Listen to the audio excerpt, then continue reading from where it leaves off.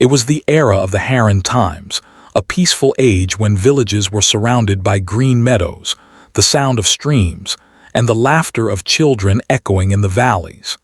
In one such village lived a shepherd named Parwin. He was a humble man with a kind heart, loved by all. Every morning he would take his goats into the open pastures, singing songs of faith and hope. His wife was gentle, and together they had two beautiful daughters. The elder, Sarah, was calm and wise beyond her years. The younger, Noor, was innocent and full of laughter. Their small mud house was filled with happiness, a warmth that could be felt even from afar. But fate, as cruel as it can sometimes be, had other plans. The first blow of destiny. One day, tragedy struck. Parwin's beloved wife fell gravely ill. Despite every effort, every prayer, and every tear shed under the moonlit sky, she could not be saved. Parwin was shattered. His daughters wept for nights, calling for their mother, but silence answered back. The house that once echoed with laughter now stood heavy with grief. Days turned into weeks, and people in the village would often visit to comfort the grieving family. "Parwin," they would say softly, "you need a companion. Your daughters are young. They need a mother's care." Reluctantly, and after much persuasion, Parwin remarried. The stepmother's shadow. His second wife, Nashkat, was beautiful, but her heart was filled with jealousy and cruelty. At first, she pretended to be kind, offering fake smiles and sweet words, but soon her true nature emerged. She despised Parwin's daughters. Every day she found a reason to scold them. "Why is this floor dirty again?" she would shout. "Didn't I tell you not to waste the grain?" Sarah and Noor worked tirelessly, fetching water, washing clothes, and cooking meals. Yet no matter what they did, Nashkat was never satisfied. At night, when Parwin returned home, she would fill his ears with lies. "Your daughters are lazy," she complained. "They disrespect me. I can't live in this house unless you do something." Parwin, torn between his wife and daughters, felt helpless. His heart knew the truth, but his mind was clouded by guilt and fear of losing peace at home. The cruel decision. One stormy evening, Nashkat gave him an ultimatum. "Either send these girls away," she hissed, "or I will leave you forever." Parwin's face turned pale, his hands trembled. He couldn't imagine a life without his daughters, yet the pressure was unbearable. That night he sat outside under the old tree, crying silently. When dawn came, he woke his daughters gently. "My darlings," he said softly, "we are going on a journey." The girls, innocent and trusting, followed their father into the forest, unaware of what awaited them. Hours passed. The forest grew darker, thicker, and more silent. Parwin's steps slowed. His eyes were filled with tears. Finally, he stopped near a cluster of tall trees and said, "Stay here, my daughters. I will be back soon." They waited 1 hour, 2 hours, 3, but he never returned. Night fell. The forest echoed with the cries of wild animals and the cold whisper of the wind. Noor clung to her sister's arm, trembling. Sarah, though terrified, held her close and whispered, "Don't be afraid, Noor. I will protect you." Life in the forest. Days turned into nights and nights into weeks. Sarah built a small shelter using tree branches. She found berries and wild fruits to eat. Noor, too young to understand everything, trusted her sister completely. They survived not by strength but by faith. One morning, as they wandered near a stream, Sarah saw horse tracks imprinted in the mud. Her curiosity sparked. "Maybe someone lives nearby," she thought. Following the marks, they came upon a grand palace surrounded by tall golden gates. But when Sarah tried to enter, the royal guard stopped her. "No one is allowed inside," they barked. Sarah pleaded, "Please let us rest here. We have nowhere to go." Seeing her innocence and the pain in her eyes, the guards allowed her to stay outside the palace walls. Every day she swept the pathway and collected fallen flowers to make garlands. One afternoon, as the king passed by, his horse suddenly stopped near her, as if drawn by fate itself.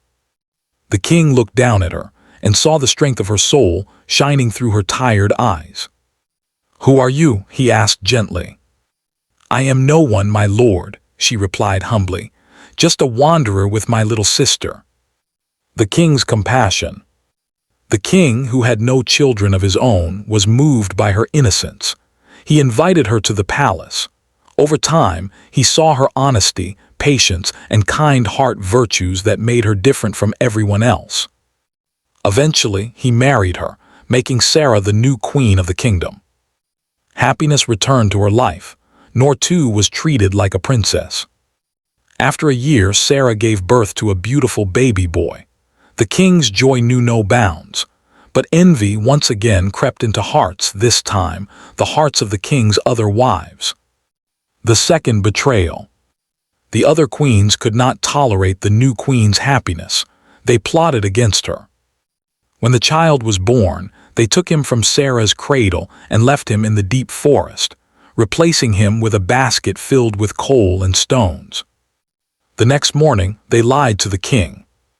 "My lord," they said tearfully, "the new queen has given birth to coal and buttermilk."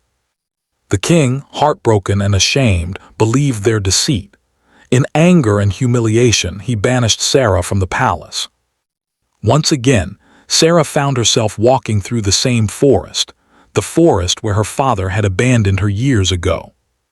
The miracle of fate. But fate had a strange kindness left for her. Near a stream, she heard a faint cry. She followed the sound, and there, wrapped in a small blanket, was her lost child. She fell to her knees, sobbing in gratitude. "O Allah, you have returned my hope to me." She raised the boy in a humble hut, teaching him honesty, courage, and kindness. Years passed. The boy grew into a bright and noble child, unaware of his royal blood. The truth revealed. One day, the king was out hunting in the same forest. Tired and thirsty, he stopped near the stream, the same stream where Sarah's son played with his wooden horse. The king said to his horse, "Drink, my faithful one, drink." The boy laughed and said playfully to his toy, "Drink, my wooden horse, drink water too." The king, surprised, looked at him and said, "Young boy, does a wooden horse drink water?" The boy smiled and replied, "Sometimes, yes, just like a woman can give birth to coal." The king froze. Those words, they echoed in his mind. "Where did you hear this?" he asked. "My mother says it," the boy answered innocently. The king's heart pounded. "Take me to your mother," he said. When he saw Sarah standing there, tears welled up in both their eyes. In that single moment, all the lies, all the pain, all the years of separation vanished. The king realized the truth, that he had been deceived by his jealous wives. He embraced his queen and his son, weeping with joy and regret. He returned to the palace, punished the guilty, and declared Sarah the true queen once more. The lesson of the shepherd's daughters. From that day on, peace and love reigned once again in the kingdom. Sarah never spoke a word of revenge. Instead, she forgave those who wronged her. When the people asked her, "How could you forgive after so much pain?" she smiled softly and said, "Because hatred only burns the one who holds it. Forgiveness is the light that heals every heart."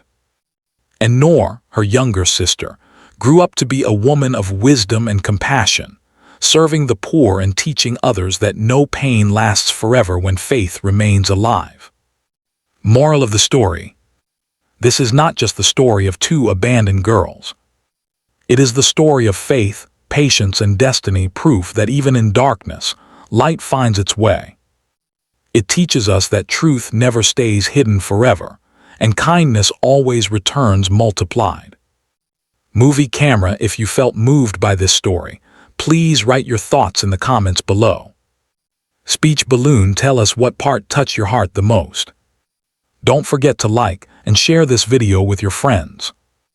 Bell, and if you haven't yet, subscribe to our channel, Kindness Quest, where stories of humanity and hope come alive every day.